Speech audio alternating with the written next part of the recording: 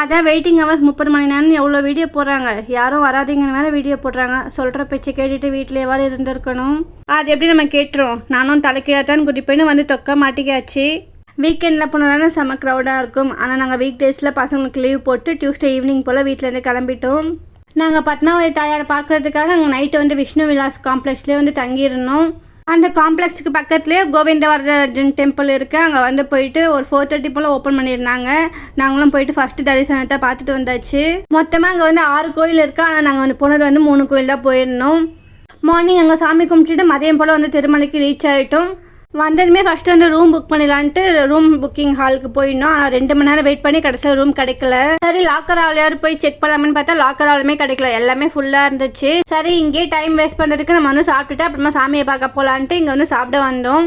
நான் ஸ்டார்டிங்கில் இந்த மண்டபம்லாம் வரும்போது இது ஒரு பெரிய ஹோட்டல் போல் இங்கே வந்து நம்மளாம் போக முடியாதுன்னு தான் நினச்சேன். ஆனால் எல்லாருக்குமே இங்கே தான் வந்து சாப்பாடு போடுறாங்க. வரவங்க எல்லாருக்குமே இந்த மண்டபத்தில் 3 வேளையுமே சாப்பாடு ஃப்ரீயாக போட்டுட்ருக்காங்க. சாப்பாடு வந்து நல்லா டேஸ்ட்டாக இருக்குது. நாங்கள் உள்ளே போனதுமே நல்லா ஒரு பெரிய வாழை இலையில் சக்கரை பொங்கல், அப்புறமா பொடி, அப்புறமா வந்து கூட்டு எல்லாமே வச்சுருந்தாங்க. அதுக்கப்புறமா சாப்பாடு, சாம்பார், ரசம், மோர், அப்புறமா வந்து வடை கொடுத்துருந்தாங்க.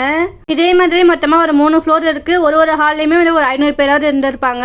நல்லா இவ்வளோ பெரிய ட்ராலியில் 2 பேர் மாற்றி மாற்றி சர்வ் பண்ணிகிட்டே வந்தாங்க. இந்த மண்டபம் இல்லாமல் இன்னும் நிறைய மண்டபம் இங்கேயே இருக்குது. இது இல்லாமல் வெளியே வர சாம்பார் சாதம் கொடுப்பாங்க.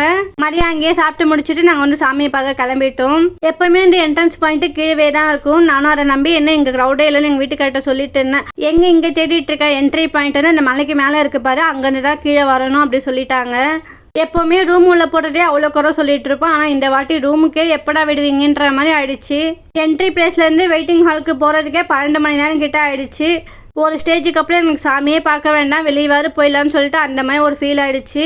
எங்கள் கூட இருந்தவங்க ஒருத்தவங்க எமர்ஜென்சிக்கு கால் பண்ணியிருந்தாங்க வெளியே விட சொல்லி. நானும் வந்து அவங்க கூடவே போயிடலான்னு தான் வெயிட் பண்ணிட்டு இருந்தேன். ஆனால் அங்கே இருந்த போலீஸ் ஒருத்தர் இவ்வளோ தானே வெயிட் பண்ணிட்டுங்க, இன்னும் கொஞ்சம் தூரத்தில் வந்து ரூமுக்கு அனுப்பிடுவாங்க, இருந்த சாமியை பார்த்துட்டு போங்க அப்படின்னு சொல்லியிருந்தாங்க. சரின்னு சொல்லிட்டு நாங்களும் வெயிட் பண்ணிட்டு இருந்தோம். அவங்க சொல்லியுமே 1 மணி நேரம் அங்கேயே வந்து வெயிட் பண்ணுற மாதிரி ஆயிடுச்சு.